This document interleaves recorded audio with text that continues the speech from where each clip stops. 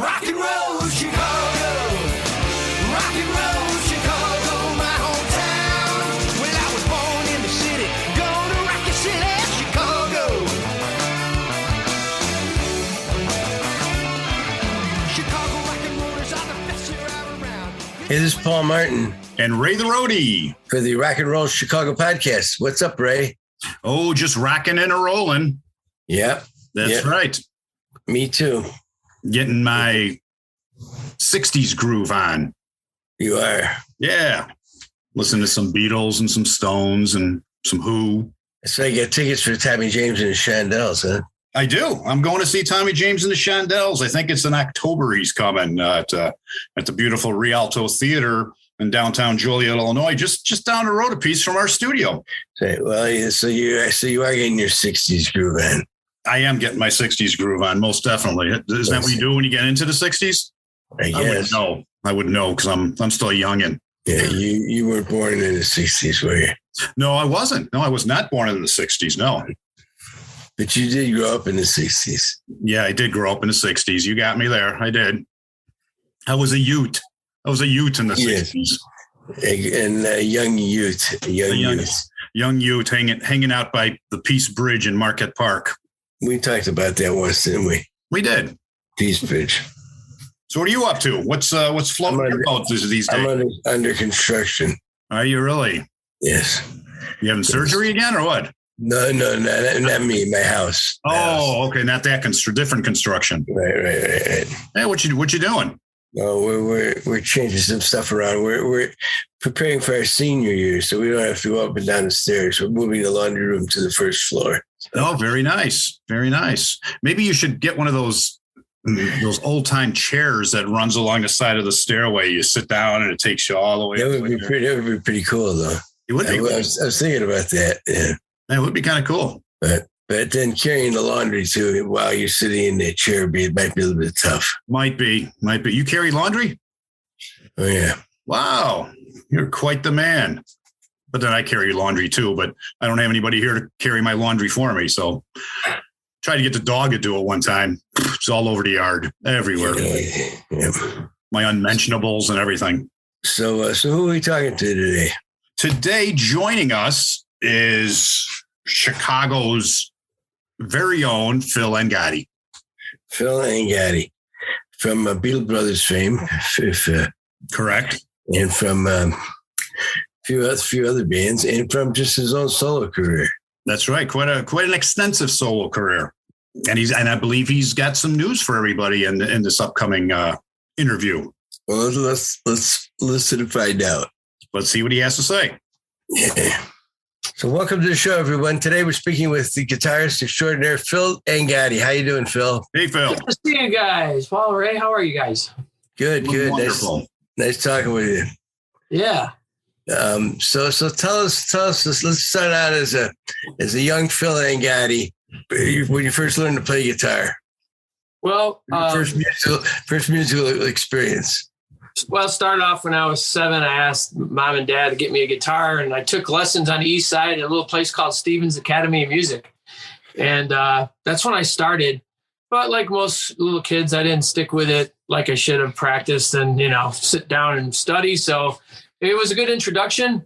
I picked it up again in high school, and because I was just listening to all my favorite music, like a little sponge. So it all just kind of came back to me, whatever I learned when I was little, but then I kind of self-taught myself from there on it, and I just kept rolling. I see. What was your first gig? Oh, that's a great question. I did a graduation party for a friend in the neighborhood. We were in a garage in a driveway, and it was myself, Dennis, and Rob. We became a trio known as the Fleas. I was 17, 18, and that was our first professional gig. And then we played a couple little bars in the neighborhood. The first really good paying gig was a little bar on 95th Street called Godfathers on the East Side. So we kind of started playing gigs right after that party, and we actually had a bunch of gigs that summer. Now, who was in that band with you? Local guys, a friend of mine named Dennis Pizzuto, he played bass and sang harmonies with me. And my friend Rob Kutzer was the drummer. And I went to high school with Rob, and Rob soon, maybe left a year or so after, and he was replaced with another schoolmate of mine named Ron Jagelski. And that was the Fleas, and we stuck together for 2-3 years under that name. Did you guys do any originals, or was it all covers? Yeah. It was mostly covers, but we did. Dennis and I had a bunch of songs we had written, and we were brave enough to try them on occasion. And it was a great experience because it was the first time getting out and playing in public. And of course, we did a lot of Beatles and Stones, early Stones and Who covers. That was our thing, And it was just a lot of fun. And all your friends would just come out, and you never had to worry about paying a roadie. Your friends would carry your stuff in to get into the club. And it was great times, really good times. Don't get any ideas, Paul. Yeah, okay. Yeah, Paul. I'm sure Paul's never been through that.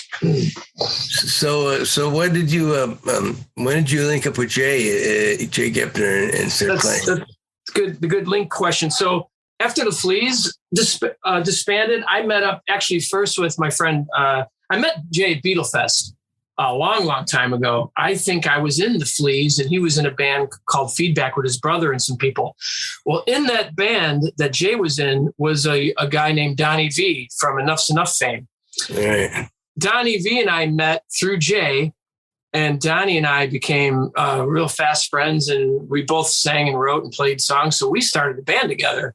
A lot of people, some people know that, some people don't. Anyway, we were a band called The Scuffle, and we were doing 60s covers. We did some contemporary things like Squeeze and Elvis Costello. And then Donnie and I started writing songs together. In fact, we did a couple in that band, and that band lasted for a couple of years. And then Donnie went off, started the band with Chip. And then I started a little bit of a solo thing. And I started a new band called The Idea a couple of years after that. In that interim there, Jay and I became friends. And then Jay started getting himself on the Jonathan Brandmeier show by calling in. Right. Next thing you know, he invited me because I played guitar and sang harmonies, and then we became the Beatle Brothers. It was just kind of really based out of the Johnny B show. And then we started playing all these gigs as a duo, and the rest was history. We played with you guys a bunch. Yeah, you played. As you said, we played together quite a few times. Yes. Yeah, we did a lot of summer festivals with you guys, and that was a lot of fun. Yeah. Good times. Yes, it was. Funny how things just come together like that from something. Oh yeah, we always enjoyed Johnny B. We loved playing with the Noodles. Great guys, great band. And Jay, it was easy. Jay and I got a lot of gigs like that because it was just the two of us, just acoustic guitar and me and him singing, and go up on stage and open. We didn't have to break down all this gear and everything. So bands kind of like that. Right. And then we would go and play shows. Like for the first few years, it was just Jay and I. It was just a duo. And then eventually we put a band around us too. But it was the early days it was just Jay and I. It was like Simon & Garfunkel, just one acoustic and two vocals, and a lot of fun. Yes, it was. It was a good time. So what happened after Beatle Brothers for you? All those years during the Beatle Brothers, I was writing my own songs and putting out records, which is pretty hard to do in Chicago when the Beatle Brothers had a big name, and I was kind of competing against that. And I as seriously as I took it, it never really took off for me. Unfortunately, I got some good reviews, put together some really good bands, but it was a struggle. It's really hard. It's a very hit and miss biz. And, I always thought the material was there, good poppy, catchy stuff, but I kept as busy as I could. It's just really hard to fight playing Beatle covers and getting paid and something like that. It's just so damn popular. It's pretty hard to compete with that with your own stuff. So I tried. Did you ever play any stuff with Jay singing? As far as original stuff? I actually put Jay in the band for a short time, and Jay and I are great friends. He's a great singer and everything, but they were all my songs. And so that didn't really work as well as I had hoped. Right, so we just kind of kept together as we were, so yeah, that really never worked out. And then over the years, I just kept doing mostly just solo gigs, and which are fun too. This new project, which I'll talk about a little bit, it kind of came together because of just the boredom of COVID. And, I put together a solo record, and that was fun, but I really wanted to do something with a band. And this new record is. It's a band project, but they're all my songs. Were you funding all this stuff years ago too? I mean, just putting it out yourself? Basically, I was on a couple small labels. Yeah, Paul, I was on a couple small labels. Nothing big. The labels were helpful to a degree, but it's still all about distribution and having some money behind you, and getting on the right tours would have been good, that was the one thing I just couldn't catch on. But it was mostly self-released with the help of a small label here and there. And can we still get some of that stuff on Spotify or on iTunes? Yeah, all my stuff's on Spotify. I have a website, www.philangottimusic.com, and the stuff's available. There's a couple of CDs that are out of print, and most of it's available though. So now you've got a new project going on. Yes, I do. There's the poster. It's called Once Around Again. There's a little coaster, little coaster out of it record. Oh, nice. So quick story about it. I have a friend in LA, played with Brian Wilson band, J.K. Harrison. He produced it. A guy named Johnny Neiman did some mixing for us. I had it mastered here in Chicago. I did the record basically myself on vocals, my friend Blair Holmes on drums, backing vocals, and some Chicago artists like Casey McDonough, who played with me in the Beatle Brothers and has done a million projects with me. Casey's in NRBQ now, touring. Great musician. Brian Wilkie played pedal steel on 2 songs. And the really cool story about this is Spencer Gibb, who is the son of Robin Gibb of Bee Gees fame, actually did a string arrangement and production on one song and sang a little harmony with us. So that was really exciting. That's cool. That was really cool. Son of a Bee Gee. Where did you record it? The recording was done here in Chicago at my friend Blair's studio up on Ravenswood and Grace. And then the songs were flown out. You know how you can do tracks now, just send them out. Sure. And then my friend JK did all the mixing and producing in LA. We went out there Super Bowl weekend to mix the record, which, musicians don't really plan this stuff very well. Hey, when do you want to go to LA to mix your record? Oh, Super Bowl weekend. Yeah. The Rams are playing. Yeah. Good luck in LA. In a room or a car or anything, right? Right. So it added to the craziness, but it was fun. We got it done, and we're having a big release party next Thursday at Martyrs, and I've got a lot of some of the guys that were recorded on it are joining me, and we're going to do the whole record as it appears on the album with a few extra songs. So that's going to be a lot of fun. Is that open to the public? It is. Yeah, there's still tickets available, and that's at Martyrs. Martyrs is on I forget the exact address, but it's on Lincoln Avenue. Really great club, and the show's going to start around 7:30, 8 o'clock, and yeah, it's going to be fun. So you said this album came together during the pandemic. Yeah. So inspired you? Yeah, basically, guys, as you know, it was just a pretty boring time. We didn't have any gigs. I was putting up songs on Facebook, like one at a time with my acoustic. Then I had enough songs to put out a solo record, which I did. It's called Still Life.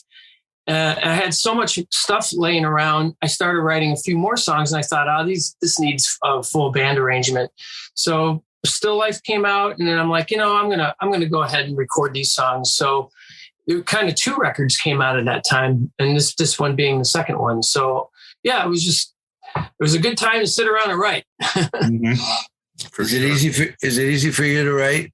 It always has been. I've always been pretty into it. I never have to force myself. We all go through dry spells, but since I was younger, it's like a baseball player, just like a hitter, right? Yeah, it's like a baseball player. They go through dry spells. Yeah. Sometimes you're banging them out, and sometimes you're not. But yeah, that particular period, obviously, it was it was a good time to do it. But yeah, I've put out a lot of music. This record here, Once Around Again, will be the 14th full length record I've done over the years. Wow. The first one came out in '86. So I've been putting out a lot of music. So yeah, I'm proud of that. And I'm proud of the fact that I still find it, fun to do. And I feel like it's just something I need to do, What would you describe your music as? It's pretty, I would say, though it has shades of folk in it sometimes, especially when I do the solo stuff, it's pretty power pop. It's so obvious to say it's 60s influence, but a lot of guys would tell you that. You know, a lot of comparisons from critics have been a little bit like if Squeeze met Cheap Trick meets the Byrds. You know, it's got a little bit of there's always going to be an underlying kind of guitar styling. I'm very like, you know, Rickenbacker-y, jangly pop kind of sound. That's just my sound. And I did deviate off of that a little bit in this record. Scott and JK played some guitar in it and did some things that I wouldn't have done, which is nice. It was refreshing to have another guitar player step in and do solos and do some parts that I wouldn't have thought of or played. Are you, when you're writing, are you a lyrics music guy or a music lyrics guy? What comes first? It's both. A lot of times the lyrics are first, titles come first, and I write around that. Like, for instance, there's a song in the album called Mystery Street. All the neighbors are sitting and talking on their porches. Might as well be chasing monsters with their torches. Safe and secure in their old brick houses, acting so indifferent, saying nothing to their spouse. And there's no one I care to meet. I just like it here on Mystery Street, and there's nothing ever on repeat.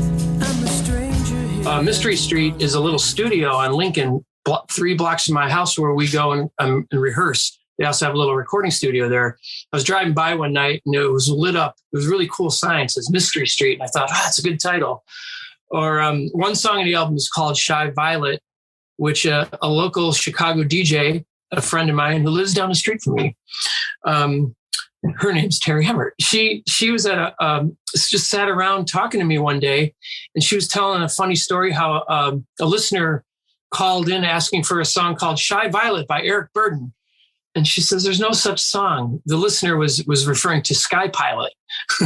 So, you know, I thought it was great because I'm like, that's such a great title, Shy Violet. So I just wrote it down. I just jotted it down. And then maybe a few months later, I came to that and for a title. You say it rained again on your parade, but I think it's all a part of your own sad charade. You know that you just can't go on like nothing's wrong, and I just tried so long, for oh so long. You said you need to hide your love away, but that won't help you with the things you know you ought to say. You know that you just have to talk before I walk away from all that's true, and that means you. Tell me why, Shy Violet. You can cry, stay quiet. Just don't ask me to forgive the things you might have said to me. Little things like that inspired me. Like there's a song in the album called Better Side. During the pandemic, a songwriter you guys may know Emmett Rhodes. He was in a band called the Merry-Go-Round, and he made a couple of really great solo records in the 70s. But he was still obscure enough a lot of people don't know him. He had a song called Fresh as a Daisy. It was a big AM radio hit in the early 70s. So Emmett passed away during COVID, and I took some song titles and lyric things and put it together as like a little bit of song about him. So that's where some of the ideas were coming from. So I'd say in this album, a lot of the songs did start with lyrics first. So have you been performing a lot? You know, now that the pandemic's kind of waning down, or? Yeah. In fact, you guys had Lindsey Cochran on your show. I listened in. That was nice. Lindsey has great moments in vinyl, and I'm often a guest singer for that band. We just did a Rolling Stones show in Joliet a couple weeks ago. Or we did a show featuring the early Stones, which is cool because it's stuff that a lot of Stones bands don't cover, like doing things like, you know, Lady Jane and Yesterday's Papers and then some hits too. But so I played with Lindsey with Great Moments in Vinyl. We're going to be back doing Tom Petty sometime in July. And then I play occasional solo gig. Beatle Brothers got together a couple weekends ago to do a tribute to our guitar player, Richie Geis, who had sadly passed away during COVID 2020. So I've been busy gigging. So that's good. Yeah, I saw you guys at the City Winery. Oh yeah, and I do a Beatle brunch at City Winery. Thank you. Yeah. That's once a month. I host it. It's a band that I usually put together. We're doing one this Sunday, in fact. And then we do different themes, so the show's never the same. Like we did a Paul McCartney solo show a couple months ago. We did Harrison on his birthday. This Sunday we're doing Beatle love songs, like the Brown album that came out, and I think that was, I don't know, was that the late 70s maybe? So yeah, it's always a different theme. And then in June we're going to do a Sgt. Pepper gig, so that'll be fun. Playing music that they never played live before. Well, that's the thing about that. Yeah, that you have to bring some string players, and yeah, that one's going to be tricky. We're like this Sunday, we can just do like 4-piece, 2 guitars, bass, and we all sing. But Pepper will be a little tricky. I have to think about how I approach some of that. I don't have a band of Indian musicians to come to do George's song. Like we'll have to figure out how to do that. Right. So, any ideas, Paul? No, not offhand. I'm sure you'll come up with something though. I'll figure something. So I know Lindsay is a great storyteller as well. Yeah, it's really cool concept, like how he does the shows. I really like it. It's really interesting. And when I first joined the band, I wasn't sure how that will work. It also gives you time as a musician to kind of set. You could tune, you could switch instruments, because we really I'm a stickler about bringing the right guitars for the shows. But Lindsay's storytelling, he's just got a great voice for it, and he makes it interesting. He's done a great job with it. I really like doing those shows with him. They're a lot of fun. Now, Ray, you saw the Stones tribute that they did, right? The early Stones at City Winery. Oh, were you there? That's right. I talked to you. Yeah. Yeah. I'm sitting right next to you. Yeah, that's right. Yeah. We did a similar show at Joliet. The only difference was Casey McDonough filled in for Richard, couldn't make it. And on keyboards, we had our friend Greg Woods played instead of Debbie. Debbie was wonderful. She was great too. So that's what's good about the band. There's some moving pieces, and we always get people that seem to fill the gap really well. So yeah, that's right. I did talk to you after the show. Yeah, it was extraordinary. I mean, between every song, he tells that story. I mean, you learn stuff you never knew, Yeah, I think he does a great job with it. And thanks again thanks for coming. That was good. It was fun. Definitely see you guys again. That's a lot of fun. Oh, good. It's a great venue to watch music. People sit and listen to you, as opposed to a bar where they're chatting away, which that's part of it, But my mom likes to come. My mom is coming Sunday. She says, "It's just so nice to see you where people are just being quiet and listening." Phil, I'm like, "Yeah, Mom, it is nice." Yes. Nobody's yelling. No one's yelling "Freebird." Right. Well, if they see the show, you probably just planted the seed, but that's all right. Well, we'll think of Kevin Matthews when he started that. Yes, he did. So, and this album, are you on a label, or are you funding this album? So far we're not. We're talking to a couple different labels as hopefully to jump on it. So for the show, we just made a small run just so we have them for our friends and people that come to the gig. And the social media thing now is like disc makers, for instance, will make you a small run of CDs, and they do a little digital package where they'll put all your stuff on Bandcamp and Spotify and CD Baby. So that's pretty nice that you could do it that way. If we're lucky enough to get somebody along that wants to put it out, they just grab it and relabel it, and hopefully that would be great if that happens. If it doesn't, we still have it out, and that's the main thing. That's what we're doing it for. So has it been released yet? No, Paul, I'm waiting for the disc as we speak. UPS says today. So no, we'll have them. We'll have them at the show Thursday, and that'll be the first day, and then it'll be available online. I see. And I'll send you guys one. That's right. It'll be released on Thursday to like Spotify and. Yes, yeah, we're supposed to do a joint. Yeah, they do it that way where they ask you, hey, when is your local release, and then they kind of coincide with the date. So that's what's going to happen. So it'll drop Thursday. As they say, drop into business. Yeah, it drops, right. It just sounds cool, right? Yes. So you said you like use the right guitar for the right sound. First of all, you used to have a shop, didn't you? There in East Side. Yeah. So I had a little guitar store because I worked at Chicago Music Exchange for many years, and that was a great vintage shop. They still are around, new owner. I learned a lot and traded a lot and bought a lot of vintage guitars. So I opened a shop called Avenue N Guitars with two partners, and that was in Wicker Park. We were there for 13 years. We shut her down in end of 2019. Good timing. Yeah. And I kept a lot of stuff. I have a lot of guitars, but like when I play Tom Petty show, I'm going to bring a Rick 12 and a Rick 6 and a Strat. And if I play Stones, I had, I think at that show I had my Telly, I had a Guild 12 string for the, 12 string songs like As Tears Go By. So, and I try to bring, and for the Beatles, I've always had the Beatle guitars, the little Rickenbacker and the 12 string and the Casino. And yeah, I'm kind of, it's fun. I collect them and I want to use them. So I do use different guitars for different shows. I have a Jazzmaster for Elvis Costello. Nice. You never have enough guitars. You guys know that. Right. No such thing. No such animal. No. So tell us about your shop that you had there. Sorry, Paul? About the shop you had on the east side. Oh, so the shop I actually owned was in Wicker Park. I never actually had my own store on the east side, but though I lived there for a long time. I looked into it. I thought you had a store on the east side.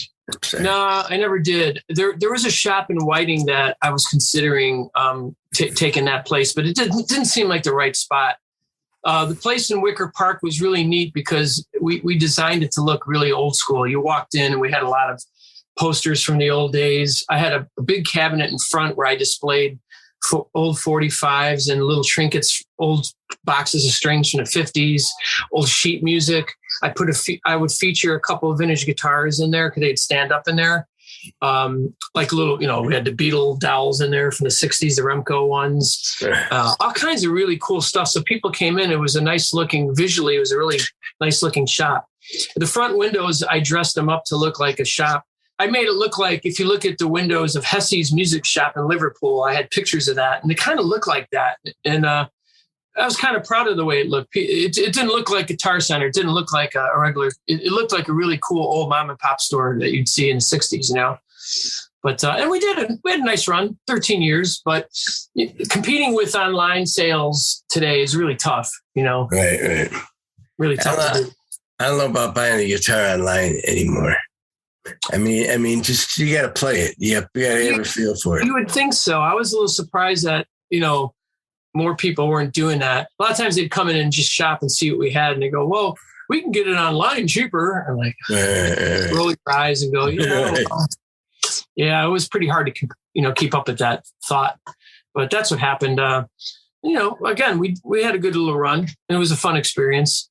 But to win out there, now it's a dog shop. Nice.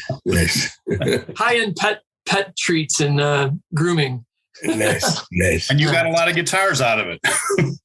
I kept a few. Yeah, I've got enough guitars to keep me happy for a while. I mean, you can only play so many, right, Paul? But it's a good hobby. Time, right? Hey, it's play one at a time. Right, but as far as collecting goes, if you have good stuff, it'll always keep its value. Oh yeah. So absolutely. One day when I'm sick of playing or don't need them all, I could sell them or pass them on to the kids. Hopefully they'll keep them for me for a while. But in the meantime, it's just an enjoyable hobby, and I do use them. So why not? Why not have them? Go ahead, Ray. I was gonna say, so out of all, you said this is your 14th album coming out. Yeah. So out of all your 14, got a favorite song? That's a good question. Yeah, there's a song called "Too Late Tomorrow" that came out on an album called Flower Bomb a long time ago. I think that was 2001. And I re-recorded it a few years ago. And it's one of those songs that I never felt like I ever got it just right. I may give it another crack. But it's a good tune. I play it live. I can tell people like it. We're going to do it at the show, even though it's not on the new album.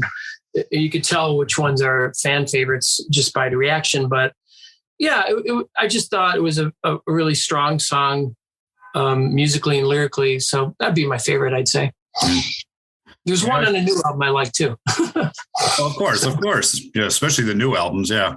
But yeah, I always think that people they do have favorites, but a lot of times they don't want to talk about it. Oh no, I like all my music. They usually say. Yeah, no, you won't get that from me. I'll go back and look, and even if I think some of the songs were good or well written, there's always songs I not cringe, but go back and go, I didn't record that right, or I should have taken more time with that. Or you know how it is when you're mixing too. It's like you're never satisfied. You have to finally just kind of say, okay, we're done. Mm-hmm.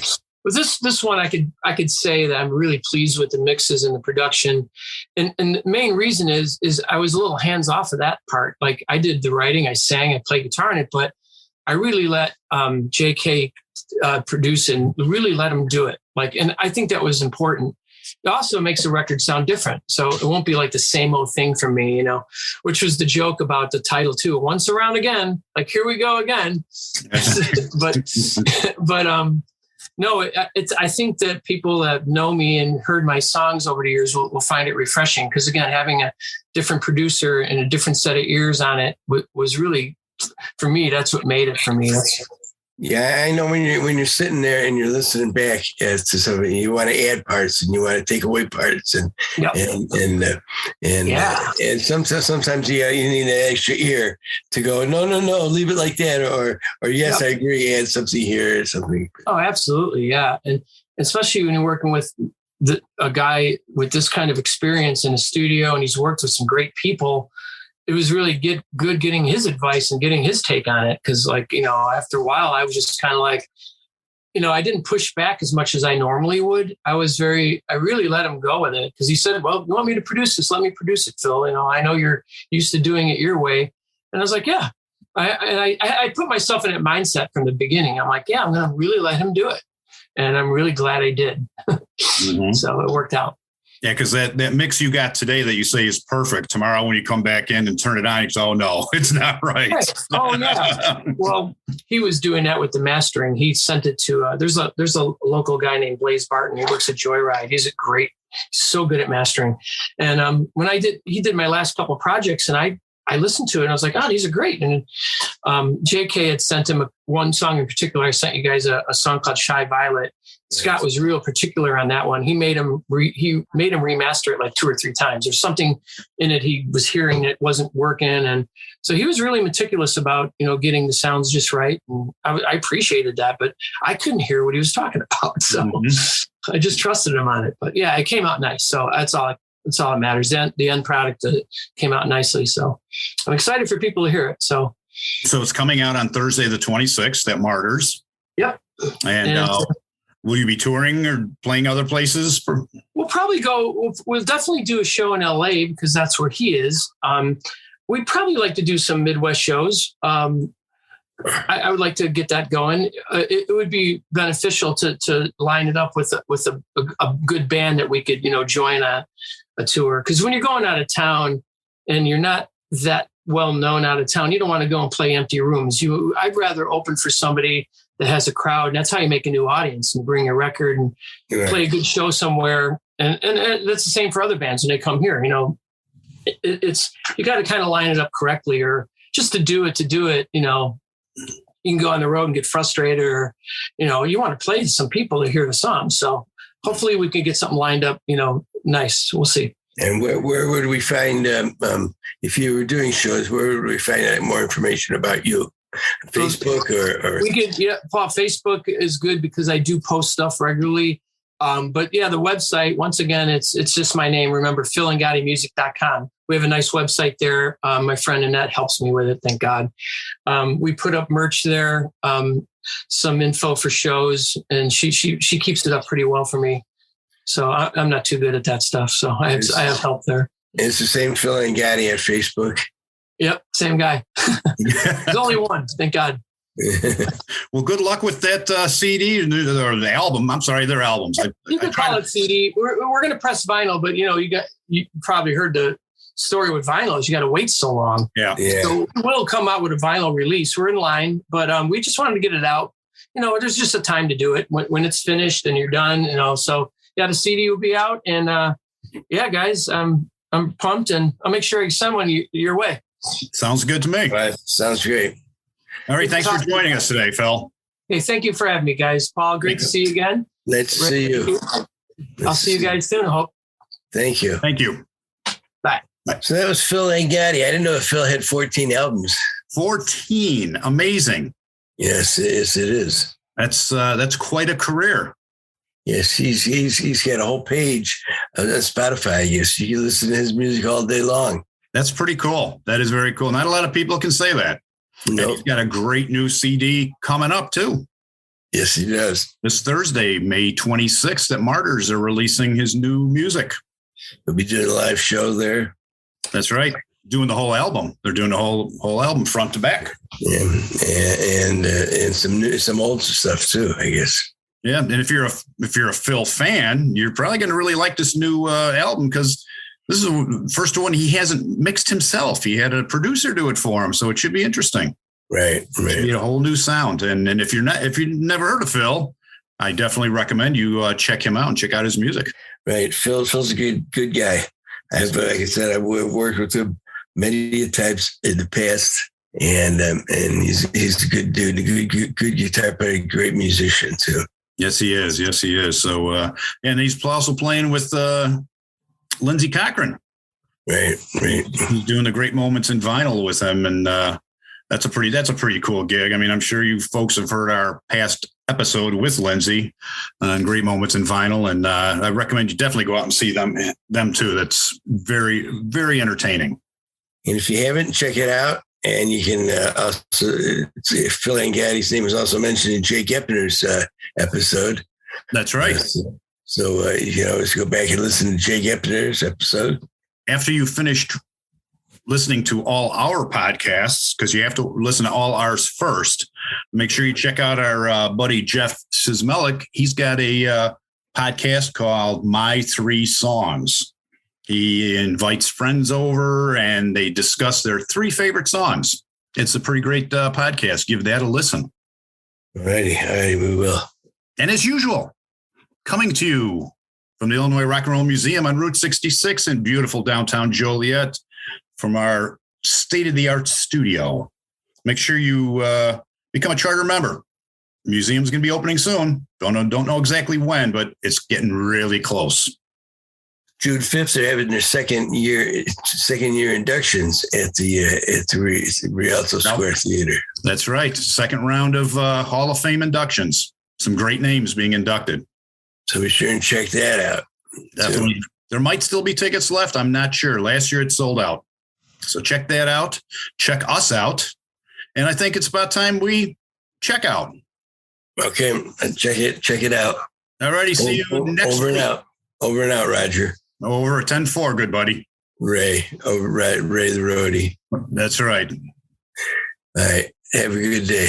Thanks for listening. One. See you guys next week. Thanks for listening. The Rock and Roll Chicago podcast does not own the rights to any of the music that's played on this podcast. The music is used to promote the band or musicians that are interviewed. Rock and roll Chicago.